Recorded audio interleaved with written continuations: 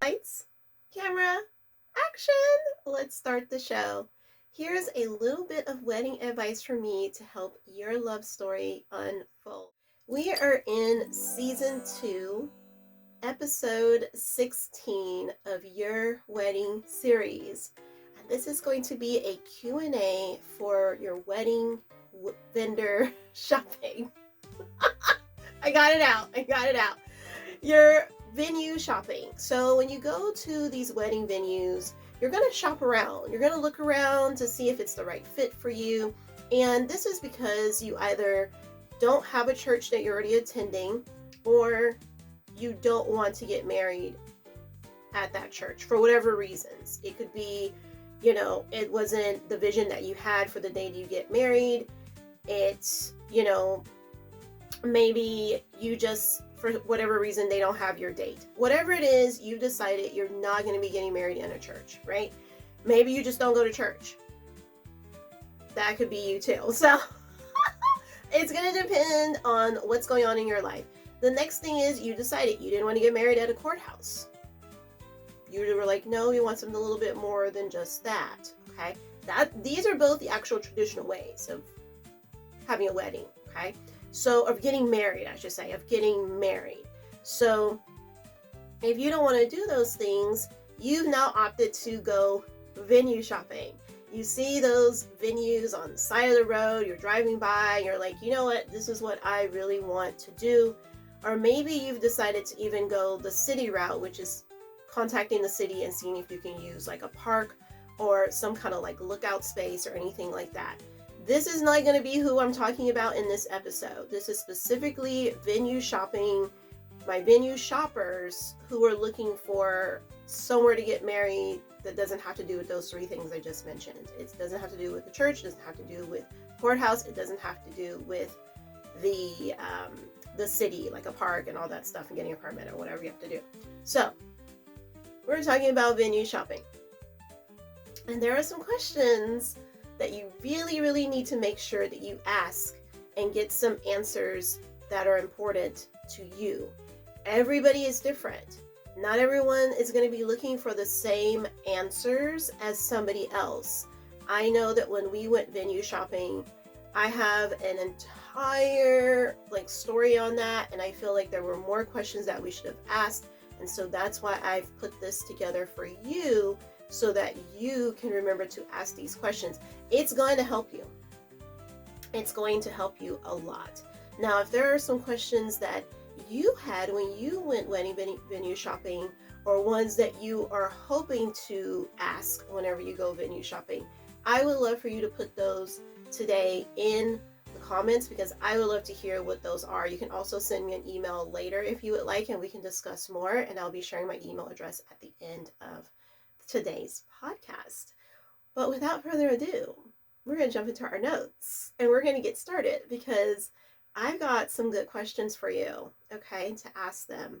And don't be afraid to ask them. This is your wedding day, and if you don't ask these questions ahead of time before giving the deposit, guess what? It's going to be too late, okay, because you already gave that deposit. So let's get started with our initial questions. I will say this, you do have some steps that are important to do before we get down to venue shopping. So we're going to quickly go over 2 important steps. We're going to go over them quickly, you guys, don't worry. But these are going to be 2 important steps that you don't want to forget or miss prior to going venue shopping. Oh, everybody, take out your notebook. Take out your notebook, take out your notes, whether it be digital, whether it be the hard copy notebook, your pen, your paper, your stylus, whatever it is that you're using to make sure that you're staying organized. Don't forget, we have a video about staying organized that we did all the way in the beginning of season 2 to get started with kicking off your engagement era. So step one is that you need to do some venue research. You need to be looking around online. You need to be just kind of looking at places as you're driving by. Ooh, that looks nice. Do some research. Narrow this thing down before you just get in the vehicle and you just start looking at venues in person, okay? So do some research first. Do some research. How you can do that? You can look at websites online. You can look at their social media. You can look at their Google Maps. Now, the next thing you want to look at are reviews. You can see reviews on Google Maps, which is amazing. Google is such a great tool for us. So you can go ahead and look at reviews on there. I like to start with the 1-star reviews because I feel like they are the most honest. I don't feel like anybody is paying anybody to write, 1-star reviews. So I like to look at 1-star and then I look at 2-star. And then I'll workshop my way from there. Sometimes I'll jump to 5 and then 4 and then 3, or sometimes I go 3, 4, and 5. Just depends on how I'm feeling with the reviews I've read so far. If it's a lot of 1-star reviews, I kind of like to move on, or at least ask some people their opinion, okay? Which is my next part of this step 1, which is asking for referrals. You may have people who've already gotten married in your life, who friends, family members, coworkers who've already gotten married. Ask them about their venue and what they really thought about it. Not just, oh, it was fun, da da da da. No. You want some juicy details. You want them to tell you oh, this coordinator was amazing. Or, you know what, I wouldn't go with them. It looks really, really great, but it's a lot of smoke and mirrors, and let me tell you why. So you want to get the real skimmy on some of these venues before you even go shopping, okay? Before you even go shopping, you need to do some research, okay? Do some research. The next step is step 2, which we're only going to talk about 2 steps before we get into our venue questions, and that is set up appointments. Set up some appointments before you go, because a lot of venues will probably not just let you just walk in. I mean, there might be some, but you want to do your due diligence and set up some appointments so that you're not hurt when you get there and they can't really see you today, okay? So you don't want that to happen. Now, these first venue shopping questions when you go on your venue shopping tour, let's go. Get your notebook, get your pen, and grab your purse. You're not going to need your checkbook today, though, because you should not be getting your venue on the first day. We're just shopping. We're just looking. Unless you really have done a ton of research, you've gotten those referrals, you've gotten those reviews, and you've probably even seen this place before at a different wedding that you've already went to, and you're like, you know what? Nope, that's the one. We just need to make sure they have our date, and we're booking it. Okay, then that's fine. Bring your book. Bring your money. Okay, so bring your coins. So let's go venue shopping. These first initial questions, there's about 10 of them. You can actually ask them if you want prior to going anywhere. If you want to do this, you can call them on the phone, and you could call them and see if they answer the phone. That would be great if they've got these business hours. A lot of people are working from home now, so you just never know. But maybe they've got these business hours and they can actually answer the phone and answer some of these questions before you even go. So it's just about 10 of them that you want to ask. First of all, is our date available, and can we hold our date, and how much would it be if we held our date? If you ask them what's their holding fee. Number 2, what if we change our mind?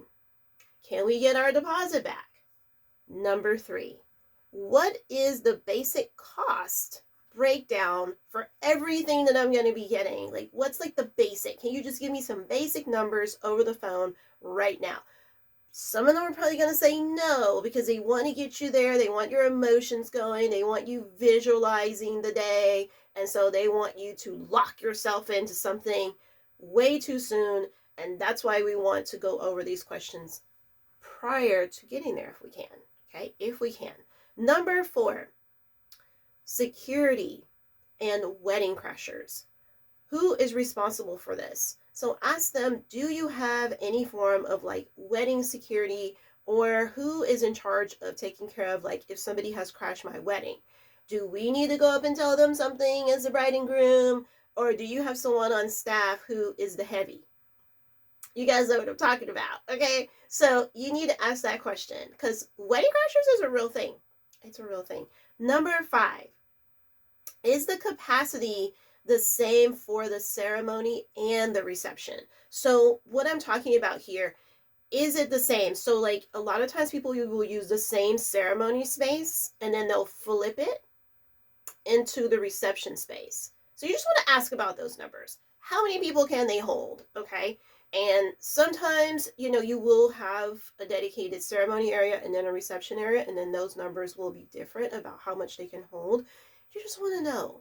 You just want to know. And this is a good question to ask before you go, because let's say you're going to have a wedding of 300 to 400 people and they can only seat 75 people. You may not want to head out for venue shopping if that's the case. All right. And remember, we did an episode where we talked about how many people are you inviting to your wedding, that rough draft. You want to bring that with you. You want to bring those numbers with you. That's why you're asking about capacity as well, because you're going to have those numbers ready. You have an idea of how many people you're going to be inviting. The next thing is, can I have the contact for the appointed wedding planner and day of coordinator? If they're going to require you, and we're going to talk more about that later, but if they're going to require you to have their wedding planner or their day of coordinator, because a lot of venues are now making people do this, then you need to ask them, can I have their information? I need their phone number, which is their cell phone, not just the office number that goes to everybody. And I also need their email address, their personal email address for the company, not just a blanket email address that's for the venue. There's a difference. Okay? Guys, trust me, that's an important question, because if you can't get a hold of them during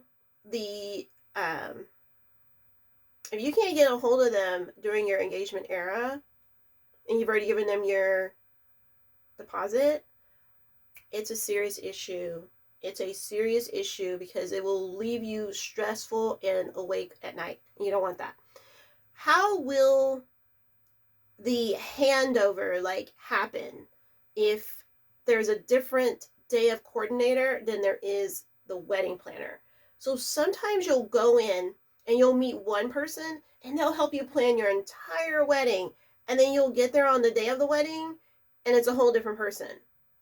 But yet they didn't tell you. They're like, yeah, we can't wait till your day. Da, da, da. They take your money, right?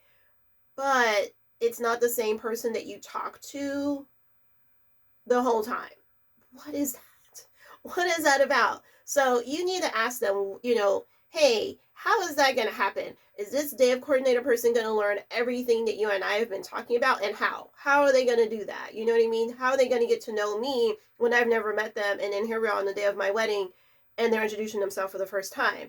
I have a rapport with you. I'm not comfortable with this person. So ask this question, because you need to know who all are the players are going to be involved if you have to be forced into going into their wedding, using their wedding planner and their day of coordinator.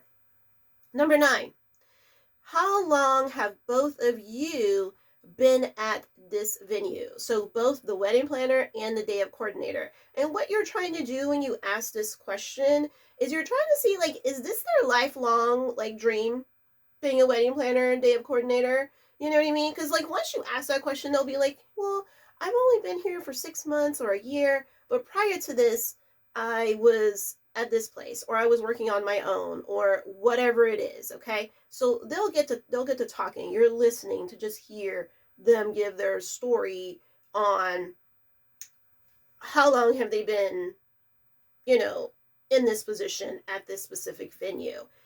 The other thing that you're looking at is, how long does this planner or wedding day of coordinator stick around? Okay, it seems to be a very flighty business at some of these venues, and they're the ones getting all your information, taking all your money, doing all these things, and they get new ones all the time. Like they just get moved around. I don't know why. It could be because they're like, oh, you're not selling enough, you're not bringing enough people in here that like you, whatever it is, because it's likability. Do you get along with these people? You know, that also goes into it, because sometimes it could be in a fabulous wedding venue, but you're like, oh, they had a stank attitude, or they were not professional, or they were in the restroom for like 30 minutes and we were just sitting there waiting for them. You don't know. You know how it is when you meet people. So you know there's different things that go through your mind, and you're like, oh, I don't know about this, right? I don't know about this. And so you want to keep that in mind and not look over those things. So you do want to see, do they have a high turnover, or have these people been here for a long time? Even if somebody has been a part of something for a long time, it doesn't mean it's necessarily the right fit for you. So you still have to use good judgment on that, okay? Number 10, who runs this business? Who is the owner? I know that's a question that they may not be excited to answer or even think that somebody would ask, but it's important to ask. Things could go very wrong, you guys. There has been a lot of things that are happening with wedding venues as of late. I want to encourage you to do some research on your venue, please, that you're considering. I know we get so excited and we're so happy, we're engaged. Where are we right now? Season 2, episode 16. Did I have us running out to get our wedding venue as soon as we got engaged? No. There were a lot of episodes prior to this one that helped to prepare us before we even got to this day, and other things that we needed to be doing on the back end before getting to the wedding venue, okay? So I just want you to know you have to take this very, very seriously. And no, we're not done. We don't just have 10 questions, but those are the first 10 that you could ask over the phone prior to venue shopping. Now, grab your notebook, grab your pen, grab your purse. We're really leaving the house now. We're about to go venue shopping. You've got your numbers with you, you've got your date with you, and you have your vision with you, okay? So you have ideas of what you want and what you're looking for. All right, here we go. Oh my gosh, I'm so excited. I'm so excited. Are you in the car? Don't be in the car listening to this unless you just, you're just listening. You're not taking notes right now. First, you need to take the notes, and then you can get in the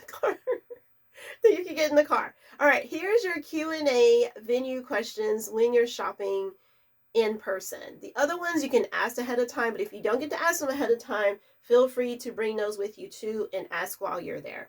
Number 11, we're just continuing on. What is included? How long do I have to make a decision to get my date put on the books? Like, how long do I have? Because sometimes they'll be like, in order to get that price, you need to book within 2 weeks. And it's like, wow, that's crazy. They're just bullying you to hurry up. So that's why I said, take your time with venue shopping. You don't need to go out right away. Really think about it, because if you went as soon as you got engaged the next day and like you're not really ready to book your venue, you haven't had the budget talk about money with your parents and your in-laws, you've done nothing. So you have to lead up to this, and that's what we did. We led up to this so that you would be prepared, okay? Because they could throw that out at you. Oh, you only have 2 weeks. And it's like, well, we just went and saw it today. That's messed up.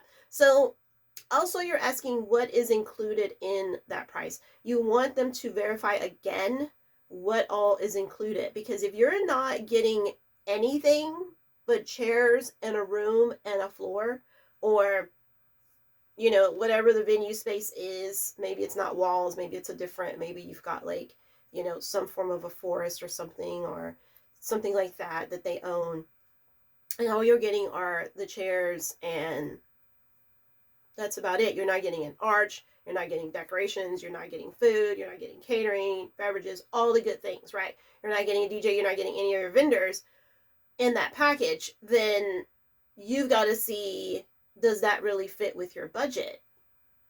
Maybe it does. A lot of people do want a blank canvas because they're like, I can do whatever I want with this space, and I can hire whichever vendors I want, and I don't have to be stressed with theirs. I get to break down all those costs on my own. If you want to do that, please no. Don't go get an expensive venue because you will have hardly no money left for all the vendors and everything. It adds up. It adds up. Okay. So the next one is going to be number 12. How decorated is the venue already? So look around. Really, really, really look at how decorated this venue is right now on this tour. Is it just 4 white walls? Is it just trees? I mean, that's really beautiful. Is it just the beach? Another gorgeous setting. You know, really, really look around, because if it's just 4 walls, you're going to have to decorate a lot. You're going to decorate a lot, okay? And if they aren't decorating for you and it's not included in that price, you've got to add that on there. But hopefully the venue is pretty decorated. It looks really, really awesome already, and you don't have to add too much to it. That's the goal. That's the goal. That's the goal. Because decorations can be very expensive and very time consuming. Very, okay? So just look at what they're showing you. Look at what they're showing you. Like I said, if it's just a blank canvas, a ballroom, they're going to provide the chairs and the tables, then you got a lot of work to do. And like I said, there's nothing wrong with that. But are you able to plan, and do you know what to do in order to make this happen, in order to make this your dream come true? Okay? There's not a lot you have to do to make a space look fabulous. I just want you guys to know that. There's really not a lot you have to do. Remember, we talk about you decorate the walls with something. You have a backdrop op there as well for pictures, photo op. Then you're going to make sure that your chairs are decorated, your floors are decorated as well. You don't want to leave those out. So, and then you got your signage and all that good stuff. Number 13, how much of your own decor can you bring? So how much of your own decor can you bring when it comes to the wedding, right? The wedding ceremony and the wedding reception. Are they allowing you to bring any decor at all? There are venues that won't allow you to bring decor. So it may sound like a silly question to you right now, but trust me, it's not. It's not a silly question, because a lot of them won't allow you to bring your decorations. We're talking about wedding venues. Remember that, okay? And most of them won't allow you to do that. They are like, nope, you can't. And they don't even give you an answer. It's just no. So also ask about like when you leave the procession, so the procession that leads back out, like when you're done with the wedding ceremony, some people like to throw rice, some people like to throw rose petals, whatever it might be. Sometimes the birds will eat these, and you know the rest. It's not a good thing. So you want to ask them, hey, do I have to have real flowers and roses, or can I use artificial ones if they're allowing you to bring your own stuff? Can we throw actual rice? You know, just get their take on this. They're going to know what I'm talking about. It's the procession going out of the ceremony, and people are going to want to throw things or whatever. And nowadays you don't see people throwing anything because these people freak out. Also, when the flower girl goes down the aisle, you want to ask, okay, does she have to use real rose petals or real flowers, or can we use artificial ones? Okay. And if so, are they providing either one of those in this price that they're going to be giving you? You want to ask about everything that's included in the price. What is it? What am I getting? Okay. Number 15. Can you book your own vendors, planner and day of coordinator? Can you book your own people for catering, for DJ, all that stuff? Or are they going to give you their like 3 people list of each of those and tell you can choose from these 3? You guys know that we did a whole thing on this before already, and I talked about how that could go very, very wrong. Okay, we're not going to go back into that today, so you need to go back and watch the video. All right, where are we at? Number 16. Do vendors need insurance? This is a great one. So if they are going to allow you to have your own vendors, do my own vendors individually need to have insurance? Okay. And I believe I have that on here for us to, as the couples, but if I don't, just in case, also ask them, do the wedding couple need to have wedding insurance? Okay. How does cancellations work for weather, etc.? So things like the weather, things like you could have a death in your family, something could go wrong. Okay, something can go wrong and you may need to cancel. for whatever reason. Okay, I don't like to talk about that other reason because hopefully that's not the case for any of the people that are watching my videos. Okay, we're talking about happy lives over here. So how does cancellations work? You want to ask them this because you may have to get your money back. And maybe they say no refunds. Do you want to go with a venue that's going to keep your money due to the weather, due to a death in the family? Do you want to go with that venue? You got to really ask yourself. That's why it's like questions and answers, but you're also asking yourself, am I okay with these things? Okay. Number 18, does the couple need wedding insurance? So I did have it on here. Does the couple need wedding insurance? And then number 19, what does the wedding insurance cover? So does the insurance cover all kinds of disasters that could happen at the wedding day and things like that, and things if we need to cancel, does it cover that? Like just talk to them, because do you need their wedding insurance or can you go out and get your own? Good questions. Good questions. Number 20, can we get our deposit back? We did talk about this one in our first steps, our initial questions. Number 21, when is the final payment due? Okay. You want to also have a backup venue. And the reason why I say this and why I put it in here with number 21 about when is the final payment due.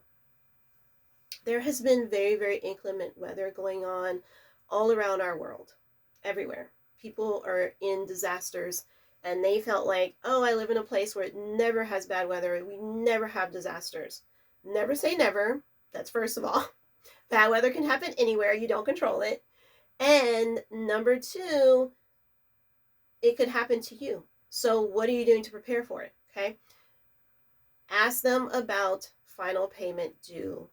And are you held for that if your wedding doesn't take place? Now, obviously, this should be, no, of course not. Your wedding didn't take place. So we can't, we can't go steal the money from your account. But you still want to ask them. And you want to make sure you get all these things in writing, guys. All of it. All of it in writing and signed by the owner and that planner that took your information. Okay? Both. Number 22. Can I take home the leftover food and flowers? Can I take home my leftover food and flowers? You're going to be paying out the wazoo thousands of dollars for food, like a plate per each person. It's going to cost you money, $100, $200, $300 per person. Okay? You don't want no food left behind, because guess who's going to have it? Guess who's going to eat it? They're not. The caterers are going to eat your expensive plate of food, and they're going to enjoy every minute of it. Okay? And so you need to make sure that you ask them, can we take our leftovers with us? Our leftover food and our leftover flowers. I put food, I'm going to add flowers because I know that that's a big one that people are leaving behind. And then everybody else gets your flowers, the vendors, all the wedding planner, the day of coordinator, the people who brought the flowers, like everyone else is getting your stuff. And like, if you're okay with that, like you're all right with spending thousands or hundreds, whatever it is you spent, and leaving it for everybody else, that's fine. That's fine if if that's how you feel. But your family could have that stuff. Give it to your family. Give it to the people that are staying in town that might be okay with having some extra hot meals in their hotel and don't have to go out and pay for them. And it's some good food. Y'all know wedding food be good most of the time. I mean, really, really good. These venues most of the time do a really, really great job. Okay. Now, some of the venues that I said are like more of the blank canvas. You'll have more of like the families cooking the food. And so that's different. They're not going to be worried about keeping your food. The venues aren't going to keep your food. But these venues that are requiring you to use their caterers and stuff, a lot of times they'll say, oh, it's a health hazard for you to take the food. What are you talking about? If I ordered 75 plates and only 60 people showed, I'm not trying to feed 15 of your staff that were only here for like an hour or two. Like, that's not cool. I mean, obviously I'm going to give it to the photographer and the content creator who's been here over 5 hours if they were booked for that long. But if they're not booked for over 5 hours and they were only booked for under a 4-hour day, I don't owe them a vendor meal. So those 15 plates that you have back there, as well as all of my cake, guys, please understand, you are buying tiered cakes from these venues, and the bottom part is all fake. It's not even real. And then the next layer is mostly fake. It's not even real. And they tell you to cut a little slither on that like second layer. You guys know what I'm talking about. You guys, because it's like second and third and fourth, and sometimes you might have a tiny little one for the fifth. You might, or that fifth one might, that tiny little one might be the fourth. Y'all know what I'm saying. And so what they do is they have you cut in exactly the spot where they've already know where the fake piece is. And it's like, are you serious right now? This is awful. So you need to ask about that. You need to ask these questions about the cake as well. I just threw that one in there. That wasn't even on my notes, but I did remember it when it came to the food for you to ask that. Let me just add that over here.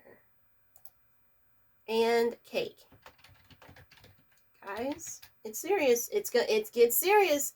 I told you, wedding planning is not a joke, but we do have fun. We do have fun. It is memorable and it is exciting, but we do have to keep it. We have to keep it serious, okay? Because a lot of things happen, and people be so sad, and it's because they're not doing enough planning on their own. They're trusting these planners to tell them everything, and they don't. These planners don't tell you all that you need to know, okay? They don't. All right. Number 23, is there a kitchen sink and some hard water? Why am I asking that question? Some hot water, not hard water. Some hot water. Why am I asking this question? Because I have gone to weddings and I've seen people wash the silverware and plates and the cutting knife for the cake in the restroom. Oh my goodness, you don't want that to be you. You don't want that to be you. So you need to look around. You need to be like, oh, we're at this park. So where are they going to wash the utensils? See if they dropped something. Say if the utensils came and they weren't all clean from wherever they got the utensils from. How are they going to wash them? How are they going to clean them? How are they going to wipe them down with a towel and they ain't got no towels? You gotta ask these questions, guys, because they'll be cleaning your stuff in the bathroom and you don't even know. When I saw that, I literally like threw up. I was like, this is so nasty. Like, this is so gross. And so you don't want that to be you. Ask them, do they have a kitchen with a sink and hot water? And then ask them if you can see it, because they'll say yeah just to get your money and get your deposit, and they don't have anything there. So especially if you're on location, you may not have these things, right? And when I say on location, I mean like in a park, in a, you know, a forest, on the beach, or whatever it might be. And most of the times receptions for the beaches are like indoors. They're attached to a hotel or something like that. They're attached to a venue. So you should feel pretty safe with that. But sometimes like these parks and stuff, these like very, really pretty parks, that's where I saw it at. I saw it at a really gorgeous park in the city. And no, I'm not going to say the name. I'm not going to say the name. But that wedding planner knew that there was nothing there for cleaning, and they didn't care. They didn't care because they're nasty. They nasty. Okay? And hopefully you're not nasty too. And so hopefully you care about disease and stuff like that, because that's gross. That is gross. All right, guys, so I'm getting off on a huge tangent on that. Number 24, what are the hidden costs? So there could be hidden costs that they are not mentioning to you on this tour. You want to ask them during the tour, hey, this is great. So like, what are the hidden costs? What are the things that I can't see or that aren't on this price sheet or whatever that you gave me? And they'll tell you. They will tell you the add-ons or the hidden things, hidden fees that aren't on there. Okay, but you need to ask before you give them some money, before you put a deposit down. Number 25, what's my total? Now, they may not be able to give you this, but they will be able to give you like the basic foundation prices, but it doesn't hurt. Maybe they can. Maybe they could give you a total today. So it doesn't hurt to just ask them, hey, what's my total? What would my total be if I booked this venue? Number 26, do I have to have a wedding planner?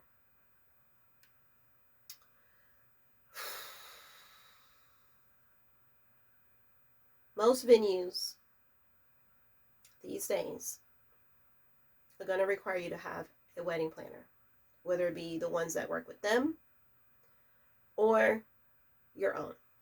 They're going to require this. They don't want a disaster wedding. They don't want things to go completely wrong. And you may be a DIY bride. And that's why I took a deep breath. You may be a DIY bride and they might not consider you a wedding planner, but you are. You are. You just need to find the right venue that fits with you. I know everybody wants these fancy schmancy venues, but we have to be on guard, guys. Why are people giving them $30,000, $40,000, $50,000 and they barely get anything on the day of their wedding? They barely get anything, and their food is being left behind. Their flowers are being left behind. The planners didn't do what they were supposed to do. Why are people giving them so much money? Okay. All right. All right. What does the wedding planner, day of coordinator, actually provide? If you guys remember, we did an episode, a really great episode here in season 2, and it was titled DIY Bride versus the Wedding Planner. The next episode was Day of Coordinator and why every type of bride needs this. Watch both of those videos to understand number 26 when I say, what does the wedding planner, day of coordinator provide? What are they providing? You need to know. Are they providing the things that I talked about in those episodes? They need to be able to verbalize this to you on what they're providing. At the very least, that it's already written out in a document and you can hold them accountable. Ask them, hey, if they don't provide these things, do I get some of my money back? They're going to say no. They're not going to want to work with you because you're asking too many questions. But does that matter to you? You need to be ready, okay? All right, number 27. We're going to keep going. Can I see a mock-up decor setup? So ask them, like maybe prior to coming, hey, do you have a room that's already set up that I would be able to look at while I'm there on like how you guys would be decorating the facilities, okay? Ask them what that would look like. If they've got pictures, that's fine, but it would be better if you could see it and touch things, you know, go out and like see it in the space and then be able to touch like the napkins, the linen, maybe not the napkins because people have to use those, but the linen tablecloths, and see the chairs. Are they just those white folding chairs? Things like that. There are some really fancy white folding chairs, obviously, for the ceremony, but you don't want them to be using just those regular old schmegler old folding chairs that you see at most like church fellowship halls. You guys know what I'm talking about. And you don't want to be using those like for your wedding day unless you're planning on really decorating those, or they're planning on really decorating those, because those are just awful. Those are awful. Those are not cute. I mean, but if that's all you have, that's all you have, you know, if you're keeping it simple. Number 28, are you providing any signage? This is a great question. What I have seen is that most brides and grooms, no matter if the venue is saying, oh, it's all inclusive, full service, all the vendors are here, guess what they don't include? Signage. So you want to be asking about signage, okay? Now, if you're going to be providing your own signage, totally fine. You don't want to forget to put signs, and I'm going to add this on here. You don't want to forget to put signs on the food table as well, because people forget this a lot and they don't label the food, and it drives me insane. It drives me. It's one of my biggest pet peeves. You know why? Because people have lots of food allergies, and it's not our fault.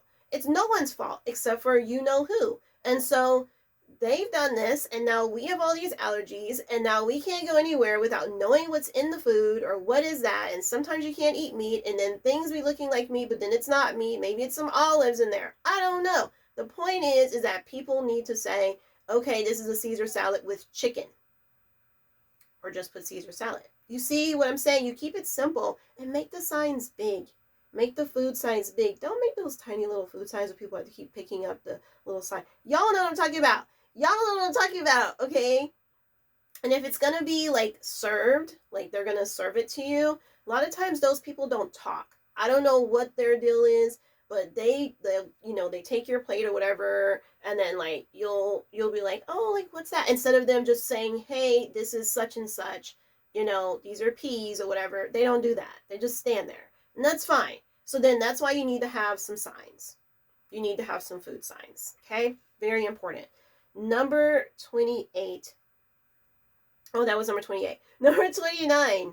Are chargers included? The chargers are those bigger plates that go on the table in order for the food to like stay a little bit warmer. So you put those on there, and also it helps to not so that the table doesn't mess up, right? So just ask them if they're providing chargers. They do actually look really, really nice. So just ask them if they are going to be providing chargers as well. Number 30. Ask them about the cleanup, the setup, the breakdown of that. So if you are going to have a venue that's like, okay, you guys are allowed to come and set up and bring your own decor, you can do that the night before, the day before, when you're doing your rehearsal. Maybe they don't have a wedding that day, that day before. So they're like, yeah, you guys can just do that then. Or maybe they do have a wedding that day and they're like, nope, it's going to have to wait on the morning of your wedding in order for you to do that. Also ask them when they're going to be doing the setup, if they're the ones that are doing the setup and not you. Like if they're the ones doing it, then how does your stuff get incorporated in with their stuff if they're allowing you to bring decor? Usually they're going to say it's going to have to be brought the morning of. And if that's the case, if that is the case, these are going to be duties that you're going to provide to your bridesmaids and your groomsmen. Brides and grooms, I don't want you guys trying to lug all this stuff and trying to bring all this stuff on the morning of your wedding, as well as getting you in your tuxedo and your gown to the venue.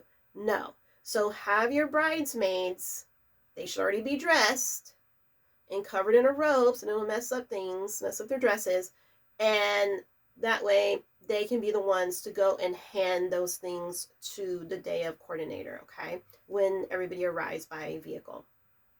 Number 31, the officiant.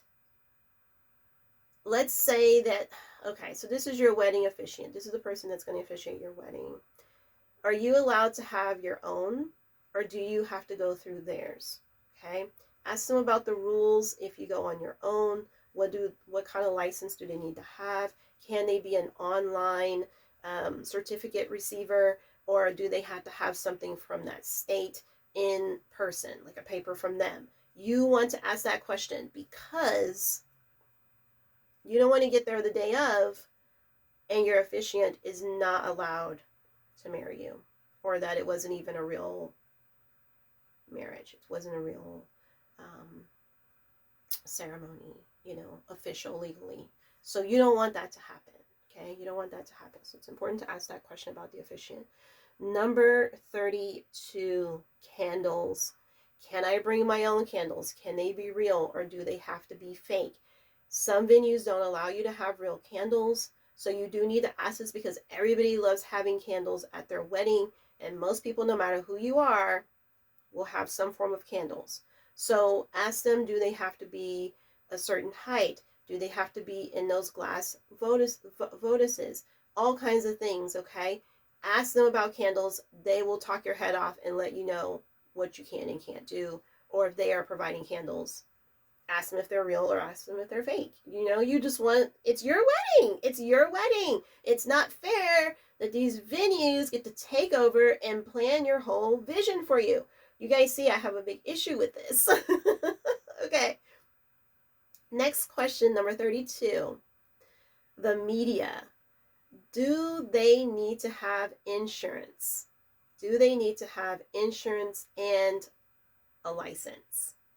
So anyone that's doing photography, videography, or even content creation, do they need to have a license or insurance? Ask the venue if that's the case for them. Number 34. Is rehearsal included in the all-inclusive venues? So ask them if rehearsal is included, or do you have to pay them extra to come out and have your rehearsal the day before? Remember, guys, it's important to have that rehearsal. There are some people who've never walked down an aisle, and they need to get that pacing, because people will rush that, and they need to get that pacing of like going slow. So actually have them do that. I've seen too many people come on the day of, and they didn't really rehearse the day before. They just watched everybody else do it, or they just kind of quickly ran down the aisle. They're going to do the same thing on your wedding day, and you don't want that. If you're walking with somebody down the aisle, like your father or your brother, make sure, or even your mother, some people walk with their mother, make sure that you guys practice walking together side by side, okay? And which side do you want to be on? Which side are they going to be on? Things like that. If you're walking by yourself, you're still going to practice walking down the aisle. Gentlemen, my grooms, I hope that you've been in here listening to all this the whole time, because obviously you were going to be going venue shopping with your bride. It's your wedding day too. Grooms, listen up. Sometimes you're going to be walking out by yourself without the bridesmaids, and that's fine. You're also going to do your practice walk, okay? Sometimes you guys all come out together. Sometimes you guys will come out individually. Ask the groom what he would prefer, and ask the bride what she would prefer. It's really, really up to them, okay? The other thing is, groom, most of the time you will be coming out by yourself after you've walked your mom and your grandmother. So you will walk them individually, or if you want, you can walk them together. It's up to you. And then you will walk out, okay? So just make sure that you're asking about rehearsal, and we'll go over that stuff again later if anybody's still lost on rehearsal, okay? Number 35, is rehearsal dinner included? You guys see, I choked up on that question, because most venues are not going to include rehearsal dinner food in with even the all-inclusive venues. So you will have to go and figure out, you know, am I doing a rehearsal dinner and things like that. We'll be talking about who pays for that and all that good stuff in our budget binder later when we get down to it. But you do want to ask them, is it included? It doesn't hurt to ask, because it could be included and you just didn't even know. You just didn't even know. But most of the time it's not. Most of the time it's not. So it's just something for you to be thinking about, but still ask. Number 36, food tastings, cake tastings. Are they included in the all-inclusive venues? I ask this because it's kind of daunting to me that people charge so much money, but yet there's no more food tastings and no more beverage tastings. There's no more cake tastings. They're all out the window. They're now part of those hidden costs, those extra fees. Like, why would you? It just seems kind of weird to me that, like, you're already getting all this money from them and you can't provide the couple with the foods and the appetizers that are going to be served on the day of the wedding. I don't know. I find it weird. I find it strange. Along with this, I would also ask about appetizers during the mocktail hour. I would ask if those are included, because what I've noticed is that most people don't even have them because they weren't included at all. Number 37, parking fees, or is there a free parking garage? Is there a close place to park? Because people will be in their nice heels and their nice dress shoes, and we don't really want them walking really far in order to get to the venue. So ask them about parking. Ask them what does that look like at your venue. I want everybody to know that a lot of the questions that I went over, the planner, the person that shows you around, is usually the planner of that venue. They are going to go over a lot of these things prior, like during the walkthrough or prior to taking the tour. Sometimes they'll talk about it after. Regardless, they might not go over every single question that I had in there, and so that's why we did this. That's why we went over this, okay? It's to benefit and to help you. It's to benefit and to help you. What is going into our budget binder today? Nothing. Unless you went ahead and booked that venue, nothing is going in there today, all right? And And who is paying for the venue? Traditionally, it is the parents of the bride. That is who traditionally pays for it. You and your family will decide on who's paying for your wedding venue when it comes to the ceremony and the reception, the actual wedding day. Who's footing that bill for the venue space and all those vendors, the catering, the food, the beverages, the cake, the music, all the things that are going to be involved, the flowers and the decor. That's usually on the parents of the bride-to-be, okay?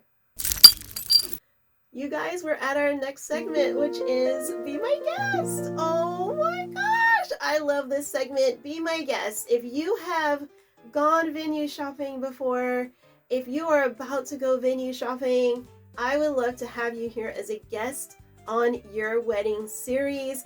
This podcast is all for you guys, so I want you to be able to share your story with others that are also wedding venue shopping, who just love weddings, people who may have weddings coming up soon. It's a chance for you to get to have a time to talk and to be interviewed by me on some of these questions that are hard-hitting, and how did it feel asking these questions to the wedding venues. Like, how did it feel? How did it go when you were talking to them? Did it go well? Were they okay? Were they give you the side eye? Or were they like, no, that's a really good question? And you could just feel the goodness. You could just feel the amazingness from these people, okay? The professionalism, the great customer service, all the good stuff. I want to hear about it, the ups and the downs, the goods and the bads. We keep it real over here on this podcast. So if you got a story to tell when it came to wedding venue shopping, reach out to me so that we can do a video call together. And then I will upload it and share it right here on your wedding series podcast. The way to do that is, first you've got to send me an email so we can get the conversation going, and then we will set up our interview time and we will record it for the podcast, okay? You're going to send me an email at yourweddingseries at... No, that's not the email. You're going to send me an email at yourcontentcreator@yahoo.com. And guess what, lovebirds? I'm going to see you in the next episode. Lights, camera, action, baby, strike a pose. Phones and cameras out, just watch it all unfold. We're the stars of the show, ain't no need for filters. Living life through the lens, capturing our breath. Put away your phones and cameras, let the good times roll. Our content creators got it all under control. From weddings to events, parties, travel and brands, we're living the paparazzi life. It's all in our hands.